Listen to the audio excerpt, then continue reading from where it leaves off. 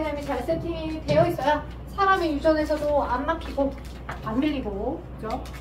조금 더 접근하기가 수월할 거다라고 말씀을 드렸었기 때문에, 자, 아마 다음 주에는 본격적으로 제가 2시간, 토요일도 2시간, 일요일도 2시간 둘 다 사람 유전 단원을 들어와서 발라버릴 거야. 그래서 쭉 하고, 우리가 어차피 선행을 나갈 수 있는 시간이 5월달 한 달밖에 없거든. 왜냐면 7월달에 또 여러분이 기말고사 기간이야. 7월 첫째 주에 거의 기말이야. 7월 첫째 주가. 그럼 6월 동안 한 달 동안 또 내내 각각 여러분 시험 공부를 개별적으로 할 수 있게끔 시간을 드려야 된다고. 선행을 나갈 수 있는 시간이 5월달밖에 없다 보니까 5월 이 2주는 제가 생물을 나갈 거고, 나머지 선생님들도 체인지해서 약간 핑퐁으로 들어오실 수 있겠죠. 최대한 한번 나가볼 수 있도록 하겠습니다. 자, 우리가 지난 시간에 유전에 관련된 용어를 설명을 했습니다. 유전 용어. 개체가 가지는 특징이 뭐였어요?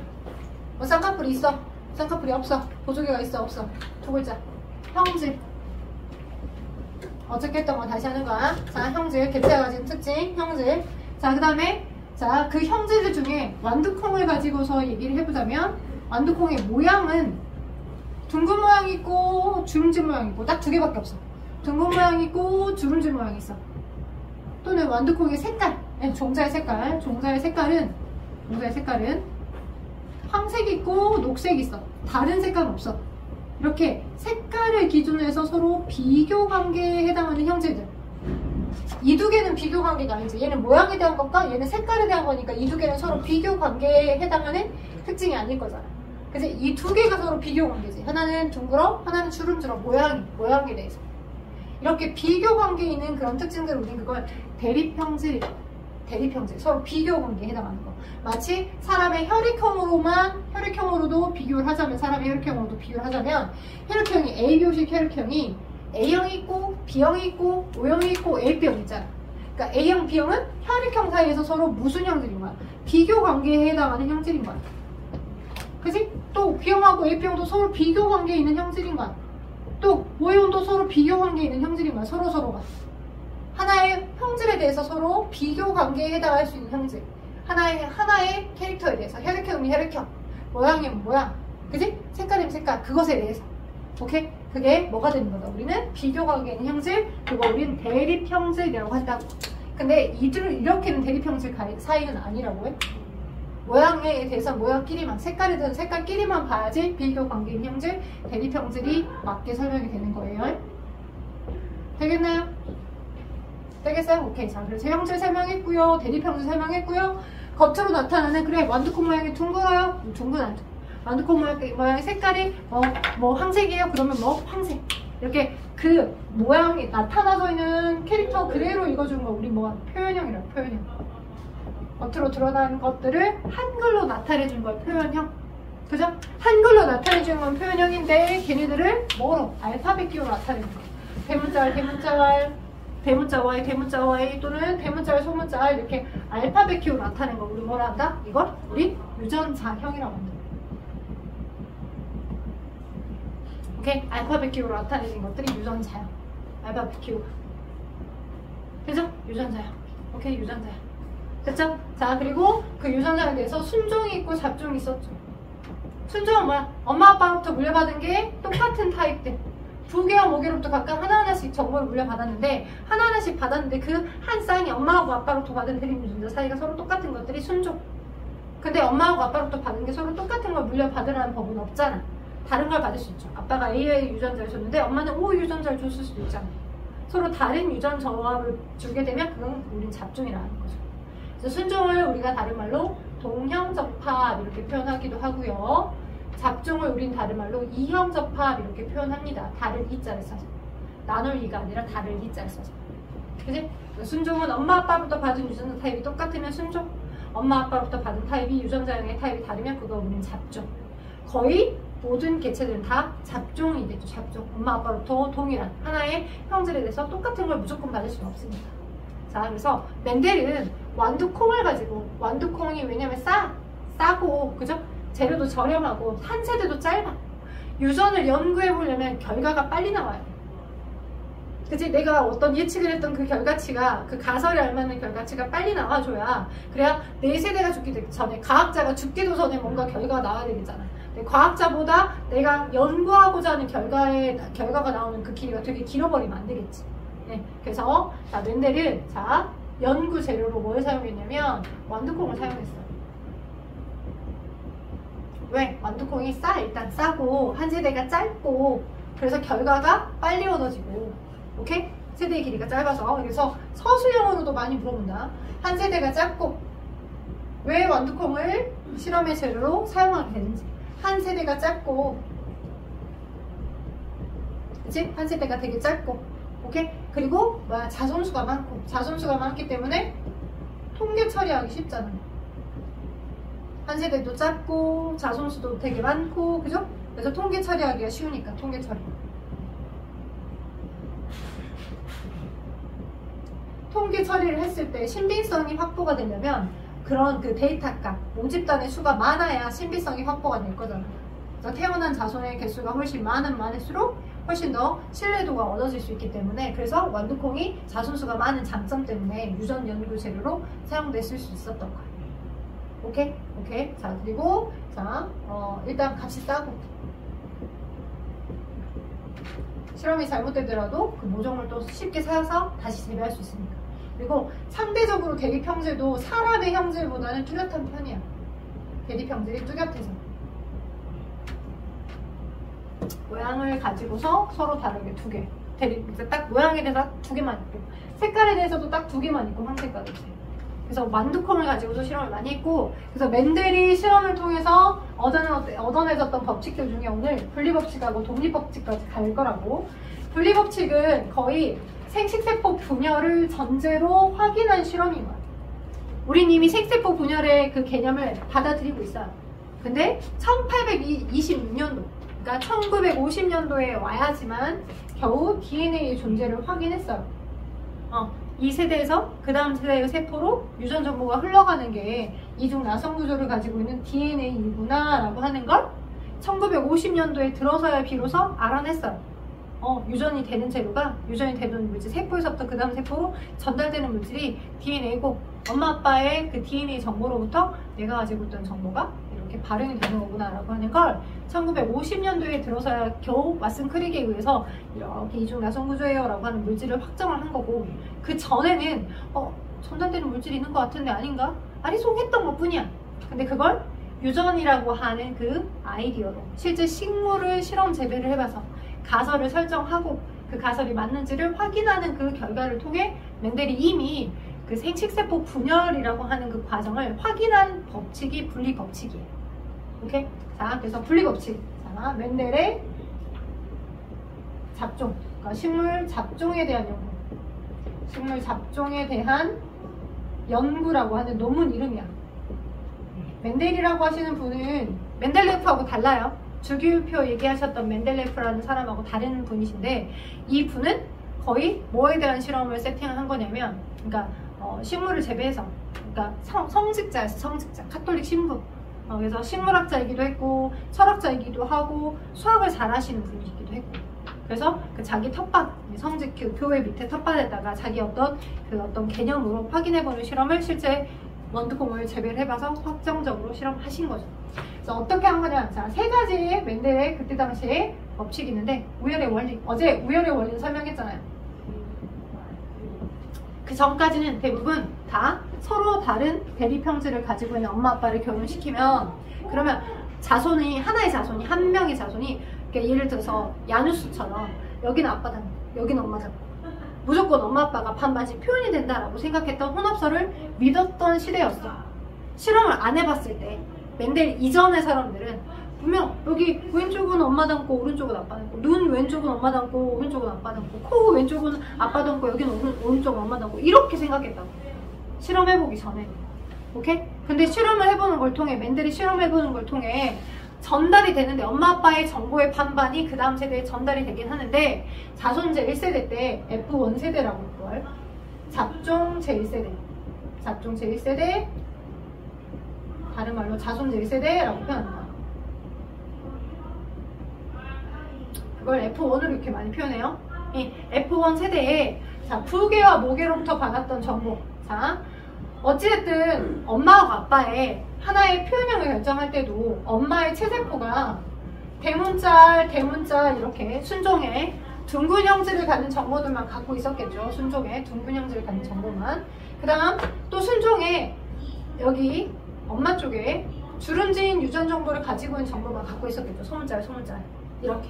그죠? 근데 생각을 해볼 때 맨델이 이제 막 열심히 이론으로 머리로 굴려서 생각을 해보니까 그 다음 세대에 이 체세포에 가지고 있던 정보가 그대로 다 또 엄마 쪽의 체세포에 가지고 있던 정보가 그대로 다 만약 전달은 안 될 것 같은 거야. 그러면 세대를 거듭하면 거듭할수록 막 그 개수가 막 확정적으로 늘어날 거 아니야.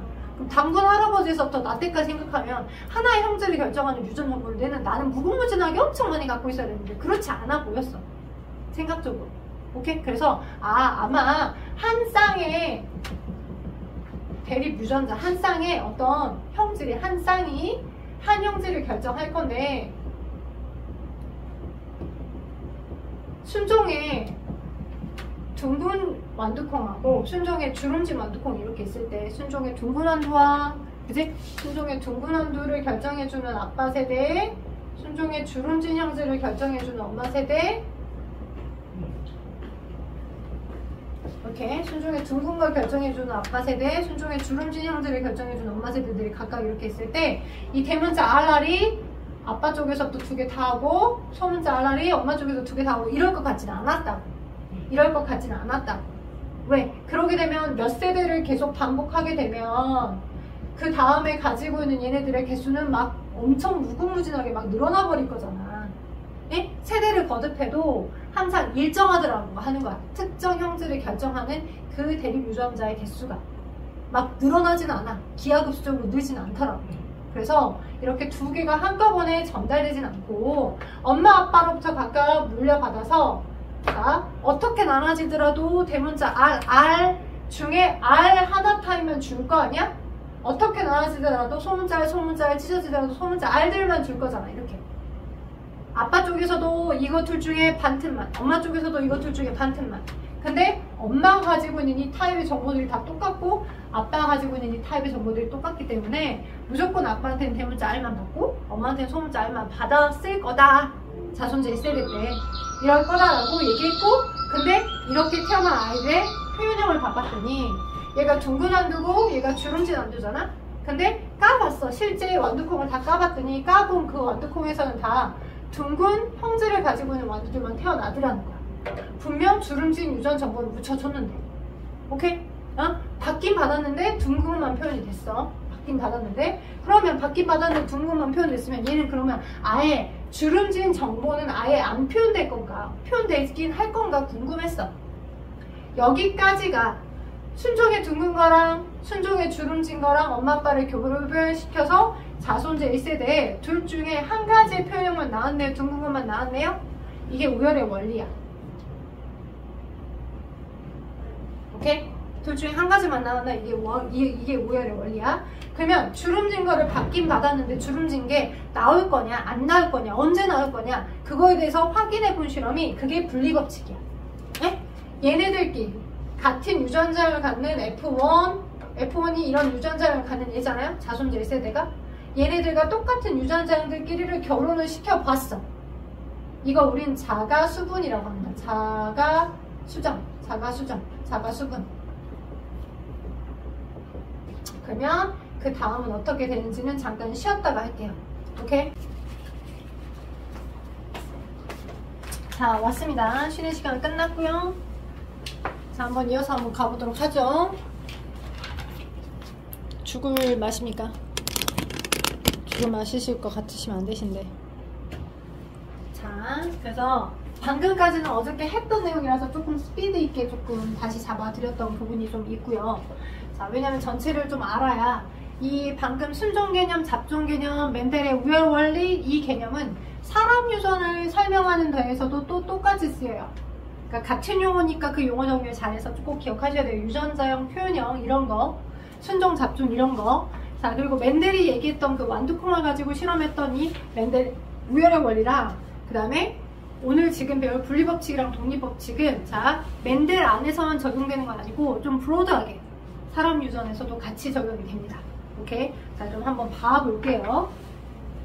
일단은 그래서 우열의 원리, 분명 엄마가 둥글고 아빠가 주름진 걸 묻혀서 서로 다른 형질을 유전시켜서 자손이 어떻게 태어난지를 봤더니, 자, 둘 중에 하나만, 엄마 아빠 두 개의 표현형 중에 딱 한 개의 표현형만 자손 질세될 때 나타나더라는 거야. 그 표현된 형질을 우린 무슨 형질이라고 하냐? 우성 형질이라고 해. 둥근 한두만 표현됐잖아? 아빠가 둥근 한두였고 엄마가 주름진 한두였고 묻혀줬는데 자손 질세될 때 다 둥근 것만 표현됐다면 그 둥근 형질이 완두콩 모양에 대해서 표현되어 나온 그 둥근 형질이 우성 형질이야. 근데 여기서 이 우성이라는 이 우 표현이 우리 한자식 표현에서 우등생 할 때 그 우여서 여러분이 호불호의 개념을 감정을 갖고 가시면 안 돼요. 그냥 팩트적으로 둘을 교배해서 순종들끼리 결혼했는데 표현되어 나온 게 우성인 거고, 그냥 표현되어 나오지 않은 건 그냥 열성인 거지, 열등생이고 그런 형질을 많이 갖고 있으면 안 좋다 이런 개념이 아니라고. 되겠어요?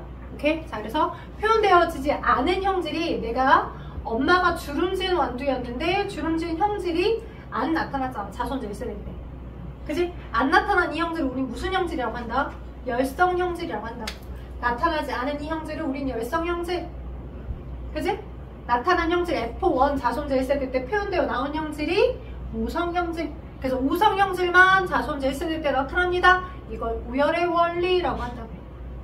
오케이? 순종들끼리 결혼했는데 나타나는 거, 우성들끼리만 나타나는 거 우열의 원리라고 해. 그러면 궁금해. 무엇이 궁금해? 분명 주름진 걸 줬는데 주름진 건 아예 안 태어날 건지, 엄마 아빠 표현형은 얘가 먹어버린 건지, 그 다음 세대에도 나타나지 않을 건지, 다다음 세대에 나올 건지, 다음 세대에 나올 건지, 나오긴 할 건지 궁금해. 돼요? 그래서 어떻게 보냐, 이렇게 나왔던 F1들끼리를 서로 자가교배를 시켜본 거야. 자가교배라고 하는 건 같은 유전자형들끼리 결혼시키는 거. 동일한 유전자형을 가지는 얘네들끼리 서로 결혼시켜보는 거. 그게 자가교배야. 돼요? 같은 동일 유전자형을 가진 거. 이게 지금 유전자형이잖아, 알파벳 키우니까.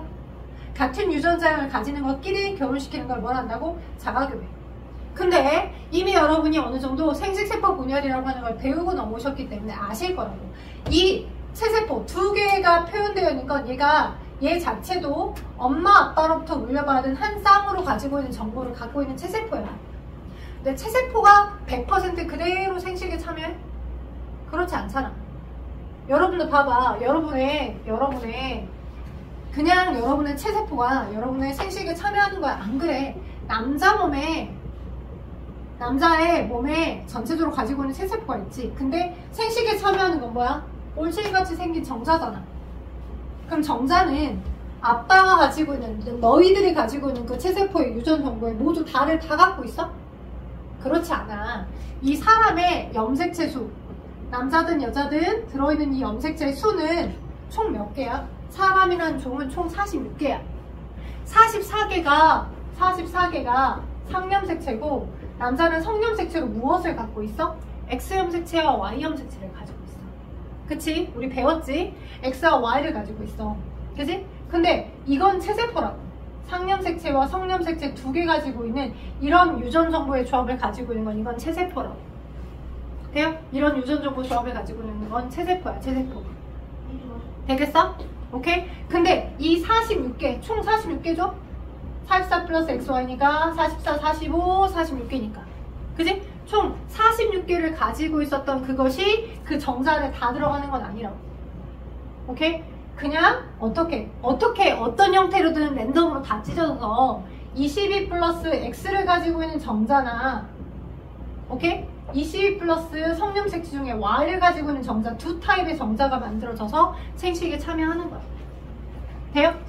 오케이? 22 플러스 X를 가지고 있는 정자나 22 플러스 Y를 가지고 있는 정자, 두 타입의 정자들만이 남자가 만들어내는 거고, 여자도 마찬가지. 어때요? 여자는 성염색체 뭘 갖고 있어요? 44 플러스 성염색체, X염색체 두 개 갖고 있죠? 여자의 체세포는. 여자의 체세포 안에 들어있는 X염색체 두 개가 다 수정에 참여한다고요? 그렇지 않다고요. 오케이? 두 개의 X염색체 다 들어가면 안 되겠지. 아빠한테 정보 반, 엄마한테 정보 반을 받아야 되잖아. 그치? 그치? 그래서 마찬가지로 여자도 저 44 플러스 XX의 46개의 정보들 중에 22 플러스 X라고 하는 총 23개의 정보만 가지는 난자가 만들어져서 그 난자에 여자의 몸에서 만들어진 체세포 중에 그 체세포의 정보의 반틈만 가지고 있는 난자가 아빠의 몸에서 만들어진 체세포 중에서 그 정보의 반틈만 들어있는 정자 두 타입 중에 어떤 아이가 수정에 참여를 하는지에 따라 남자아이, 여자아이가 결정되는 거죠. 그쵸? 아빠가 Y형 색채를 가지고 있는 정자. 근데 그걸 딱 뽑아서 수정에 참여시킬 수는 없어. 모두 다 랜덤 케이스니까. 그러니까 자, 남성이라는 저 존재는 아빠의 Y를 가지고 있던 정자가 수정에 참여되어서 남자아이가 태어난 거야. 그러겠지. 엄마 쪽에서는 다 X를 가지고 있는 성염 색채만 가지는 남자만 만들 수 있으니까. 엄마는 Y형 색채가 없잖아. 그치? 아빠가 가지고 있는 둘 중에 Y를 가지고 있는 정자가 수정에 참여되었기 때문에 아들이라는 개체가 태어난 거고, 여자도 이제 아빠의 X형 색채를 가지고 있는 그거 하나와, 그치? 아빠의 X형 색채를 가지는 그거 하나와 엄마의 X를 가지고 그거 하나하나가 만나서 여자아이가 태어난 거야. 이렇게 항상 반반씩 개체가 정보를 물려받는다. 이해되죠? 반반씩 엄마 아빠로부터 반반씩 물려받아서 내가 태어난 거야. 누구도 식물도 그렇고 동물도 그렇고 유성생식하는 모든 개체는 다 그래. 반반씩 물려받아. 그지? 그 반반씩 물려받는다 라고 하는 걸, 그걸 맨델은 완두콩을 가지고 실험을 통해서 확인을 한 거야. 먼저 머릿속에 가정을 해본 거지. 왜냐면 그냥 그 반반으로 쪼개지지 않고 그냥 다 온전히 받게 되면 세대를 거듭할수록 겁나 뒤지게 그 개수가 늘어날 것 같잖아. 논리적으로 안 맞을 것 같잖아. 그래서 반반씩 물려받을 건데, 근데 이 F1에 아빠한테 받은 거 하나, 엄마한테 받은 거 하나 이렇게 서로 다른 정보를 갖고 있으면 여기 자체에서도 다른 대문자 R만 가지고 있는 생세포와 또는 소문자 R을 가지고 있는 생세포, 이 두 종류의 생세포들이 만들어질 수 있잖아. 왜? 대문자가 소문자 R이니까. 잡종이니까. 그지? 생세포에 대문자 R을 갖는 생세포. 그죠? 생세포라고 하는 건 체세포로부터 체세포에 들어있는 정보의 반틈만 들어있는 게 생세포니까. 체세포에 들어있는 정보의 반만 들어가 있는 게 생세포니까. 맞지? 그래서 둘 중에 랜덤으로 하나, 둘 중에 랜덤으로 하나만 들어가 있겠지. 엄마 쪽에서 만든 것도, 그리고 아빠 쪽에서 만든 것도 마찬가지. 서로 다른 정보를 갖고 있는 잡종이니까 아빠 쪽에서도 둘 중에 하나, 대문자 R만 들어있는 생세포거나 둘 중에 하나, 소문자 R만 가는 생세포거나 이렇게. 오케이? 똑같이 이렇게 반반씩 나눠져 있는 정보들이 만들어질 수 있는 게 가능하겠죠. 엄마가 만들어낸 생세포들, 아빠가 만들어낸 생세포들 서로 반반씩 분리될 거다라고 가정을 한 거야. 그지? 그래서 반반씩 다 분리된다는 전제하에 그들이 각각 1대1의 비율로 다 만날 수 있다는 전제하에 생각을 해보면 대문자라고 대문자를 만나면 유전조합은 대문자를 대문자, 맞죠? 대문자라고 소문자라고 만나면 대문자를 소문자, 대문자라고 소문자라고 하면 대문자를 소문자, 그죠? 소문자라고 소문자 R일 때가 만들어질 수도 있는 거죠.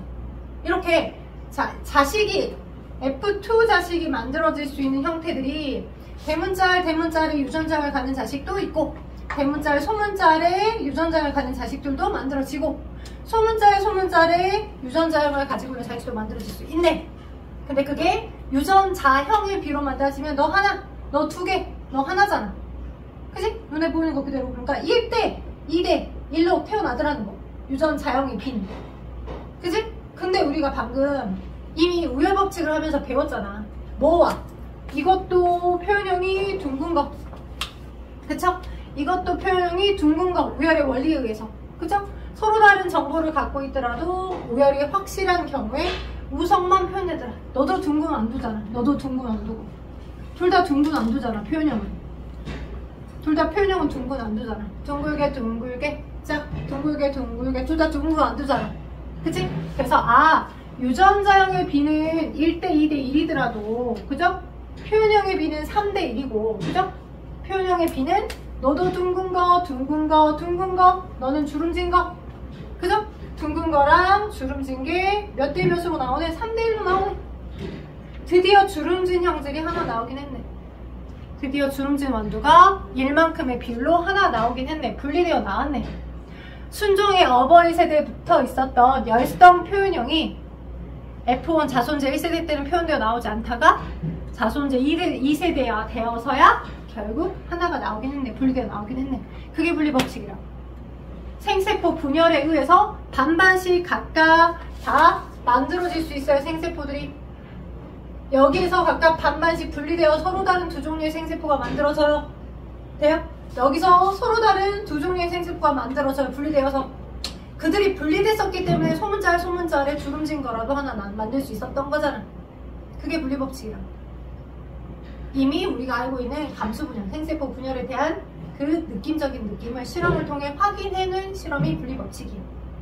이 두 개를 이루고 있었던 한 형질을 결정하는 한 쌍으로 이루고 있었던 얘네들 중에 생세포를 만들 때는 각각이 분리돼서 하나씩 각각 분리되어서 서로 다른 두 종류를 만들 수 있었네요. 잡종이었기 때문에.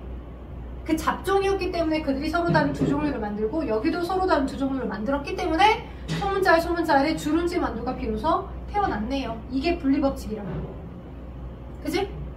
근데 단순하게 여러분이 여기 시험 범위가 들어가서 그래 그러면 F1들끼리 자가교배 해가지고 F2의 표현형이 3대1로 나오면 무조건 주름진 거야. 3대1이 아니면 분리법칙이 아니야 라고 이렇게 단순화시켜서 외우면 안 돼. 궁극적인 의미를 알아야 돼. 오케이? 3대1이어야지만 분리야 이거 아니야. 3대1이 나왔던 근본적인 의미가 뭐라고? 여기 잡종일 때 서로 다른 두 종류의 생세포로 각각 한 개씩 생세포를 만들었었기 때문에 그 때문에 주름진 게 하나 표현되어 나올 수 있었던 거라고. 소문자 R일 때. 되겠어요? 자 그럼 독립법칙. 자 여러분 책에 이미 어느 정도 문제가 풀려져 있는 경우가 있어. 넘겨봐. 자 152쪽 프린트 봐봐. 152쪽. 여러분 교재 152쪽. 152쪽에 분리법칙이 그 내용이 나와 있는 게 그 부분이에요. 진한 색으로 2번 나와 있는 부분 내가 좀 읽어볼게요. 자, 생세포가 만들어질 때 거기다 형광색으로 좀 체크 좀 해봐요. 형광색이 된 빨간색은 분리법칙 개념. 분리법칙이 확정된 게 독립법칙이니까 분리와 독립을 잘 나눠서 기억을 하셔야 돼요. 분리와 독립을. 자, 생식세포가 만들어질 때 대립유전자 쌍이 분리되어 서로 다른 생세포로 나뉘어 들어가는 현상. 그렇기 때문에 3대1이라는 게 나왔다고요. 자, 분리법칙은 생세포가 만들어질 때 대립유전자 쌍이 분리돼서 하나의 생세포에 한 개씩만 들어가는 현상. 서로 다른 생세포로 나뉘어 들어가는 현상. 이게 분리법칙이라고. 서로 다른 두 종류로 각각 분리되어서 한 개씩만 들어갔기 때문에 비로소 소문자리 만났을 때만 주름진 게 3대1로 주름진 게 1만큼의 비율로 겨우 나올 수 있었어요. 그게 분리법칙이에요. 되겠어요? 자 그럼 독립법칙은 뭐냐? 자 독립법칙. 언니 여기 봐봐. 독립법칙. 자 여러분의 얼굴만 가지고도 생각해봅시다. 여러분 얼굴에 가지고 있는 형질들이 딱 한 개 있어요. 뭐 눈동자 색깔, 쌍꺼풀이 있니 없네, 보조개가 있나 없나, 입술선이 올라갔네 내려갔네, 예? 그 다음 눈동자 색깔, 눈썹 모양, 이마 선이 있냐 없냐. 얼굴만 가지고서도 형질이 몇 개 있어요. 방금만 세봐도 10개 정도. 많죠?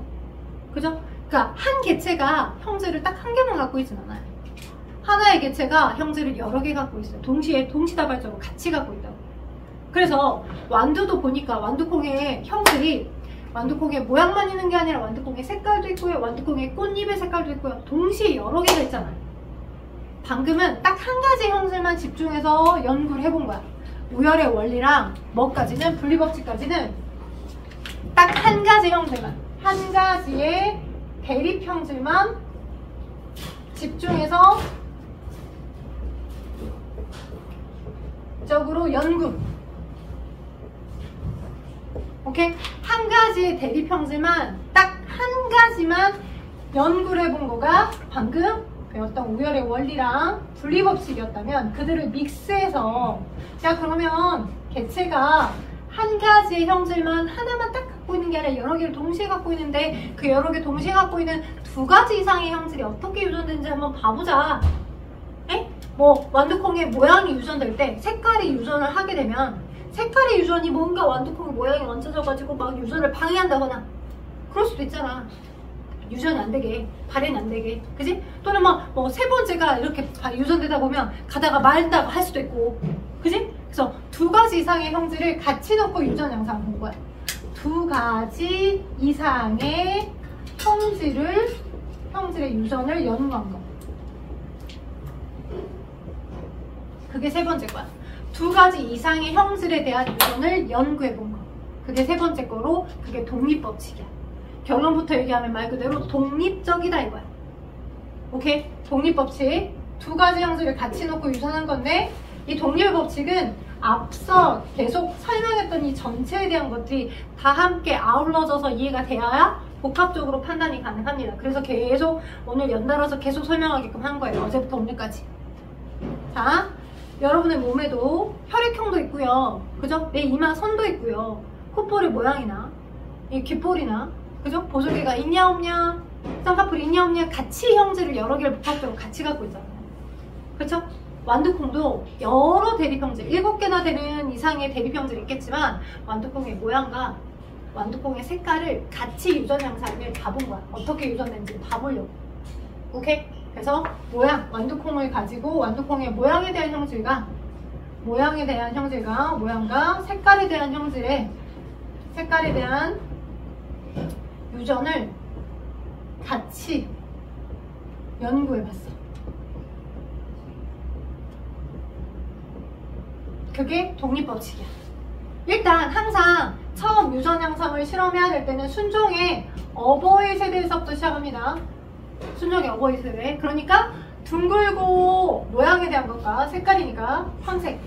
얘는 색깔에 대한 거죠. 얘는 모양에 대한 거죠. 그죠? 모양과 색깔이, 하나는 어버이는 둥글고 황색인데 순종 타입이야. 오케이? 그리고 또 이 하나의 어버이는 주름지고 녹색. 모양은 주름진데 색깔은 녹색이고. 그것도 순종 타입을 결혼을 시켰어, 자가교배를. 그런데 이제 여기 독립법칙부터는 그림에 놓여있는 대립유전자가 잘 제대로 표현이 된 거냐 그것까지도 판단하도록 문제가 많이 나와. 순종이니까 가지고 있는 대립유전자가 서로 똑같아야 돼, 안 똑같아야 돼? 순종이니까 둥근 거에 대해서도 다 대문자로 똑같아야 되겠죠? 그죠? 모양에 대해서, 자, 색깔에 대해서도 황색이니까 대문자 Y로 똑같아야 되겠죠? 옐로우에 황색, 노란색, 옐로우. 그죠? 그래서 순종이니까 얘가 가지고 있는 체세포의 유전자 조합은 대문자 R. 자, 내가 염색체 봄을 이렇게 다 표현하기 귀찮아서 짝대기 선처럼 표현할 거야. 선처럼 쫙 표현할 거야, 선처럼. 그래서 선처럼 쫙 표현해서 이렇게 모양은 이쪽에 대문자 R. 아빠한테도 대문자 R을 받았고요. 돼요? 엄마한테 받은 게 똑같은 정보, 순종. 자, 색깔도 대문자 Y 이렇게. 옐로우. 각각 받았어요. 놓여져 있는 위치를 표현하려고 여기다 점을 찍을게요. 점을 찍는다는 걸 T자로 표현한 것 뿐이에요, 지금 이렇게. 그죠? 아빠한테 받은 대문자 R, 엄마한테도 대문자 R. 그죠? 아빠한테 대문자 Y, 엄마한테도 대문자 Y. 그러니까 순종이야, 다. 반반씩 얘 체세포도 이 반을 얘 엄마 아빠로부터 물려받았을 거 아니야. 근데 다 똑같다고, 순종으로. 여기도 순종에 주름지고 뭐예요? 녹색이요? 소문자. 녹색은 소문자 Y입니다. 왜냐면 황색과 녹색의 우열관계를 비교하는 실험을 해봤을 때 황색이 F1 때 표현돼. 얘가 우성이야. 오케이, 우리 우열의 원리를 확인하는 실험을 동일하게 실험해봤었을 때 황색 순종하고 녹색 순종하고 결혼시키면 자손제 1세대 때 황색만 100% 타는 거야. 그래서 황색이 우성이야. 예, 이거는 실험한 값이니까. 그래서 이들을 이렇게 결혼시킬 거야. 자, 그러면 여기서 생식에 참여하는 게 생식세포겠죠? 여기서도 생식에 참여하는 게 생식세포일 거야. 얘는 지금 현재 EN 조합이니까 체세포고요. 그쵸? 자, 그러면 여기 이 대문자 R, 대문자 Y, 대문자 I를 가지고 있는 얘가 만들어내는 생세포의 종류는 몇 종류 있어요? 저 아이가 만들어내는 생세포의 종류는 몇 종류 있을까? 시험 문제 진짜 잘 나와. 이 아이의 체세포 조합이 대문자 R, 대문자 Y일 때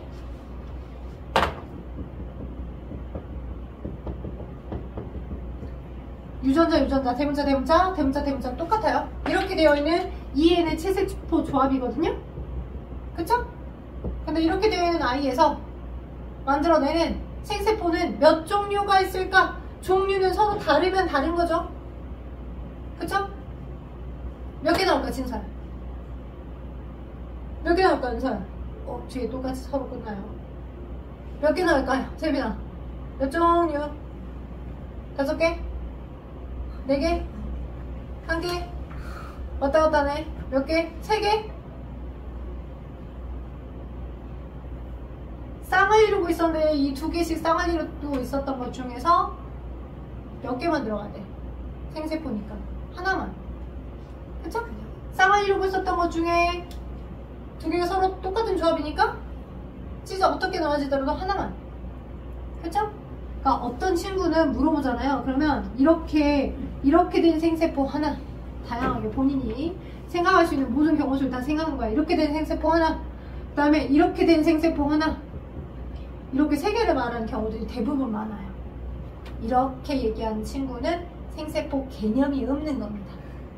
생시세포라 하면 내가 가지고 있는 모든 염색체의 2개씩 쌍을 이루고 있었던 것 중에 둘 중에 이거 하나만, 1번도 2번도 둘 중에 이거 하나만, 3번도 이거 둘 중에 이거 하나만, 모든 조합이 다 1개씩만 들어가 있는 상태 하나가 생세포 하나지. 그치? 그치? 요거 가능해요? 이거 생세포요? 모양에 대한 정보만 2개 넣어. 그러니까 쉽게 말하면 여러분들의 체세포가 1번부터 23번까지 총 46개가 1번에도 2개, 2번에도 2개씩 있었던 상태에 여러분이 만드는 체세포에, 여러분이 만드는 생세포에 1번 거 염색체 2개만 들어가 있는 생세포가 만들어지냐고요? 아니라고. 안 된다고. 그런 거 안 된다고. 모든 여러분의 난자, 여러분의 생식세포라 하면 1번 염색체 중에 하나, 2번도 하나, 3번도 하나, 4번도 하나, 랜덤으로 항상 하나씩이 들어간 23개의 염색체 조합을 가지고 있어야 그게 난자고 그게 정자지. 그게 제대로 된 생식세포지. 이렇게 여러 개, 하나, 둘, 셋, 넷, 4개의 염색체를 가지고 있는 거에 2개는 갖고 있어야 그 한 조합이 생세포 하나지. 이건 안 된다고, 생세포가. 이것도 아니라고. 이게 맞다고. 2개 중에 하나, 2개 중에 하나가 들어가서 이렇게 된 조합이 생세포가 맞다고. 그게 2n에서 n으로 생세포를 만든 거라고. 이해되겠어요? 근데 어찌됐든 대립유전자 정보가 똑같은 대문자니까 어떻게 찢어지더라도 다 이렇게 되더라도 다 똑같은 이거 하나 이거 하나, 이 하나의 생세포인 거잖아. 맞지? 여기서 5개념 생각하면 안 돼. 이거 이해 안 되시면 요청하셔. 그래서 여기서 만들어낸 생세포는 이거 하나, 이거 하나야. 그러면 여기도 얘도 만들어낸 생세포가 당연히 소문자니까 너 하나 아니야? 맞지? 그치? 그래서 태어난 F1의 표현형은 아빠한테 이거 받았어요, 엄마한테 이거 받았어요. 맞죠? 그죠? 근데 그들의 우열의 관계에 의해서 어떠한 표현형을 갖는 새끼가 태어난다. 어떠면서 어떠한죠? 주름진거 정보를 받았지만, 녹색인 정보를 받았지만 열성은 F1 때 표현됐어요? 자손제 1세대 때 엄마하고 아빠로부터 서로 다른 정보를 각각 받았어. 우성인지, 인자, 열성인자를 각각 같이 갖고 있어. 근데 표현되어 나오길 뭐가 표현돼? 우성만 표현된다. 자손제 1세대 첫 번째 세대에서 뭐만 표현된다고? 항상 우성 형질, 우열의 관계가 뚜렷한 상태에선 우성 형질만 겉으로 표현돼서 나온다. 그래서 이 완두의 표현형을 관찰해봤더니 어떤 완두냐면 모양은 둥글면서 색깔이 황색의 완두야. 둥글고 황색의 완두. 오케이? 근데 얘의 표현 유전자형은 이런 형태의 유전자형인 거고, 얘의 유전자형은 순종조합이니까 이러한 형태가 유전자형인 거고. 그죠? 이런 아빠, 순종인 아빠와 이런 순종인 엄마들끼리 결혼해서 반반씩 물려받은 결과 라지 R 소문자, 라지 Y 대문자 Y 이렇게를 갖고 있는 상태였는데 F1이 이게 생세포들이고 이들이 만나서 얘야. 라지 R 소문자, 라지 Y 소문자. 그쵸? 맞죠? 근데 우열의 관계가 명확하니까 얘도 자손제 1세대 때 두 형제를 같이 유전시키더라도 둥글면서 홍색이 완두만 태어나더라고. 우성 형질만 표현되더라고. 여기까지가 독립이다? 아니야. 두 형제를 같이 유전시키더라도 여전히 우열의 원리가 적용된다. 여기까지는 우열의 법칙으로 설명하는 거야. 둥글고 황색이 표현됐으니까. 둥글고 황색인 자손이 태어났으니까. 우성 형질들만 둘 다 두 형제를 유전시키더라도 우성 형질들만 나타났으니까. 됐죠? 맞죠? 얘는 독립법칙 아니야. 여기의 상황에서는 우열의 원리가 두 형질을 같이 유전시키더라도 우열의 법칙이 성립되는 거네요. 이거라고. 자, 그럼 독립법칙은 뭐냐? 보다 복잡합니다. 어떻게? 아, 그래. 그럼 F1에 저 둥글면서 황색인 새끼가 태어나버렸는데, 황색인 베이비가 태어났는데, 분명 열성 형질을 줬단 말이에요. 주름지고 녹색. 그죠? 그럼 그 주름지고 녹색인 베이비는 그럼 안 태어나? 그럼 얘도 태어나긴 태어날 건가? 그럼 얼마나 태어날 건가? 3대1로 태어날 건가?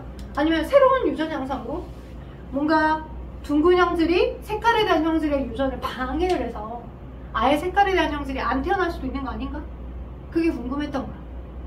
그래서 두 형질을 믹스시킨 상태의 둥글고 황색인이 F1들끼리를 같이 결혼을 시켜봤어. 네? F1들끼리도 같이 교배를 시켜본 거야. 자, 그래서 F1들. 자, 좀 보다 복잡합니다. 여러분, 그 책 152쪽 아래쪽이에요. 두 쌍의 대립 형질을 유전 양상을 시켜볼 거야. 여기다 옮겨서 적어볼게요. 그림을. 자, 둥글면서 황색입니다. 둥글면서 황색입니다. 이렇게.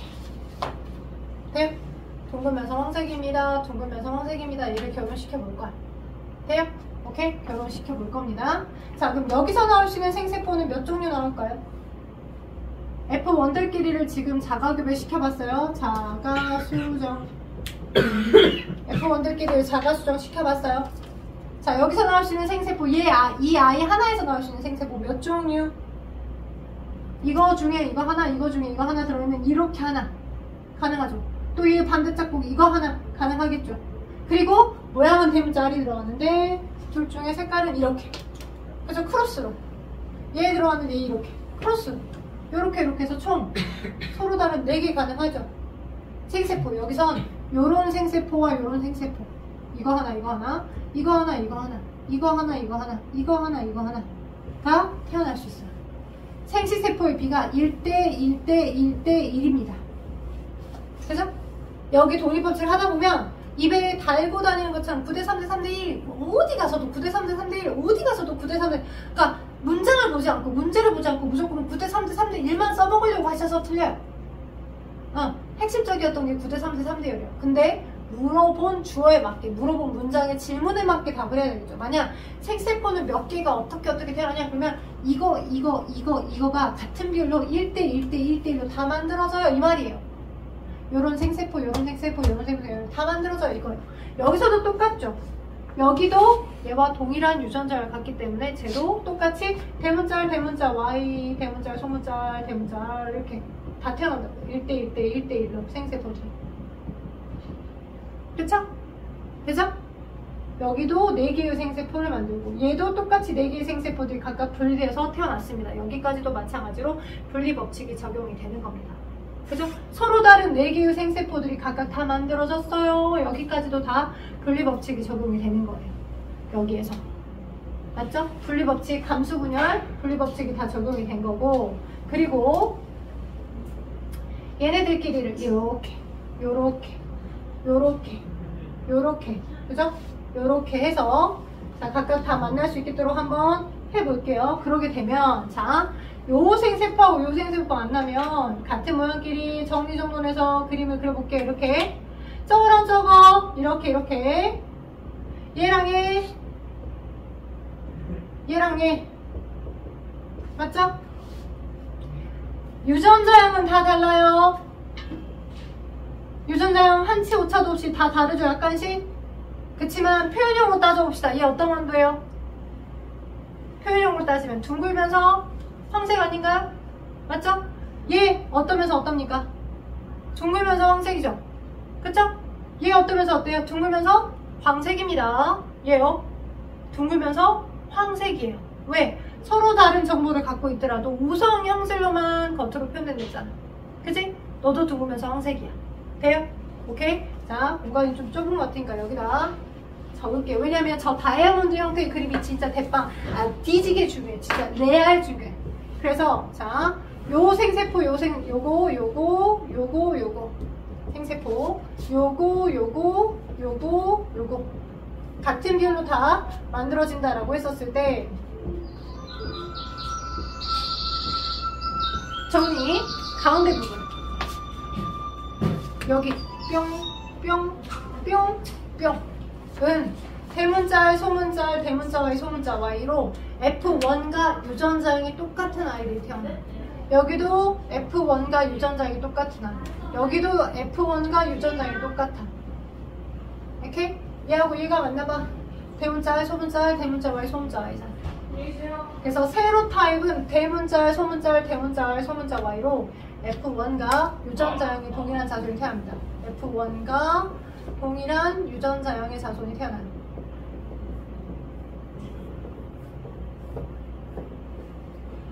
봐봐. 여기 4개고 여기 4개니까 총 몇 개가 태어나는 거야? 4 곱하기 4?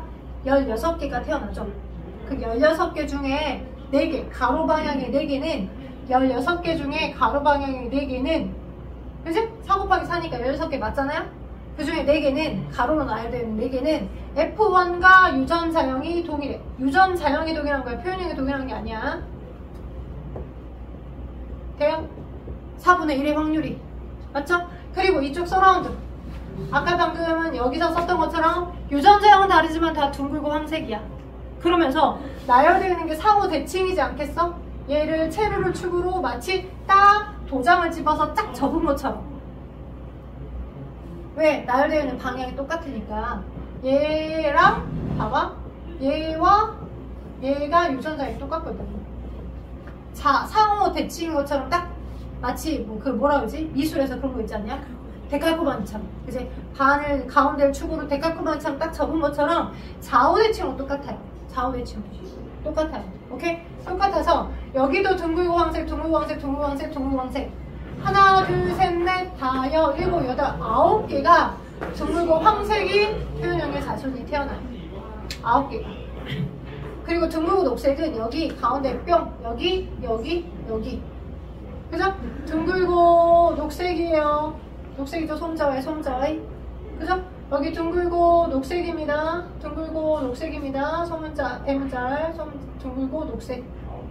돼요? 여기 둥글고 녹색이에요. 돼요? 여기 얘랑 결혼하면 둥글고 녹색이잖아요. 둥글고 녹색인 거 3개. 주름지고 황색인 거. 주름지고 녹색인 거. 는 얘하고 얘만 만났을 때 주름지고 녹색인 건 딱 하나. 여기에 주름지고 황색인 거, 주름지고 황색인 거, 주름지고 황색인 거 3개. 이렇게 F2 자손이 표현형이 태어나더라. 9대 3대 3대 1. 그러니까 9대 3대 3대 1만 외워가지고 9대 3대 3대 1이 나오면 너 무조건 독립법칙이야. 이렇게 하시면 안 돼요. 그 근본적인 의미를 파악하셔야 돼. 자, 저에게 1분만 주세요. 자, 뭐냐면 얘를 정리해보니까 같은 모양끼리 놓고 모아봤어. 두 형질을 같이 유전시켰잖아. 결국 9대 3대 3대 1이 나왔지만 둥근 것들끼리와 주름진 것들끼리를 모아놓고 봤더니 너 12개고 너 몇 개야? 4개잖아. 약분의 얼마야? 3분의 1이지. 아까도 우성형질과 열성형질이 분리법칙에서 3대 1의 분리비로 나왔잖아. 둥글고 주름진 게. 그쵸? 그 다음 또 색깔끼리도 같은 색깔끼리 황색끼리 모아봤어. 너 9개고 너 3개니까 황색도 12개. 녹색도 몇 개야? 너 녹색 4개. 몇 대 몇이 약분하니까 3대 1이지. 그치? 아! 두 형질을 같이 유전시켰지만 혼자 분리법칙처럼 그치? 모양과 색깔이 또 똑같이 둥글고 주름진 게 3대 1, 3대 1의 분리비로 동일하게 분리법칙이 되네. 그 말은 새로운 유전 양상에 의해서 색깔에 대한 게 모양을 유전을 못하게 막아버렸다거나 그런 게 아니고 두 형질을 같이 유전시켜도 혼자 갈 때 가듯이 그대로 독립적으로 잘 가였던 거네. 그거라고. 두 형질을 같이 유전시키더라도 뭔가 하나가 방해를 하는 게 아니고 혼자 갈 때와 같이 유사하게 독립적으로 각각 잘 가더라. 우성과 열성의 형질이 3대1, 3대1의 분리비로 각각 다 적용이 되더라. 두 형질을 같이 유전시켜도. 그게 독립법칙입니다. 근본적으로 표면으로는 9대 3대 3대 1이겠지만요. 되겠어요? 오케이? 오케이? 그래서 자 독립법칙 맨 아랫줄에 나와 있는 부분 있죠. 거기 진한 색으로 한번 읽고 그 개념을 꼭 기억하셔야 돼요. 자, 2가지 이상의 형질이 함께 유전될 때 한 형질을 나타내는 유전자 쌍이 다른 형질을 나타내는 유전자 쌍의 영향을 받지 않고 독립적으로 우열법칙, 분리법칙 다 적용되는 현상. 그게 독립법칙이에요. 여러분이 기억하실 건 이 다이아몬드 표에서 가운데는 16개 중에 4개가 F1과 유전자랑 똑같은 거. 그리고 세로로 가운데는 둥글고 황색의 순종 라인, 둥글고 녹색의 순종 라인, 주름지고 황색의 순종 라인. 순종의 유전자형이죠? 순종이죠, 순종? 주름지고 녹색의 순종. 세로가 순종 라인이야. 둥글고 황색, 둥글고 녹색, 주름지고 황색, 주름지고 녹색이잖아. 세로 방향이 순종 라인이라는 걸 꼭 기억하세요.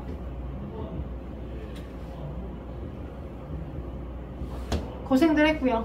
다음 시간엔 사람 유전. 자, 여기 문제풀이는 안 하고 이 개념이 숙지된 상태에서 사람 유전은 좀 특별한 케이스가 있습니다. 사람 유전 형질에 대해서 다음 시간에 제가 토요일, 일요일 이틀 둘 다 하겠습니다.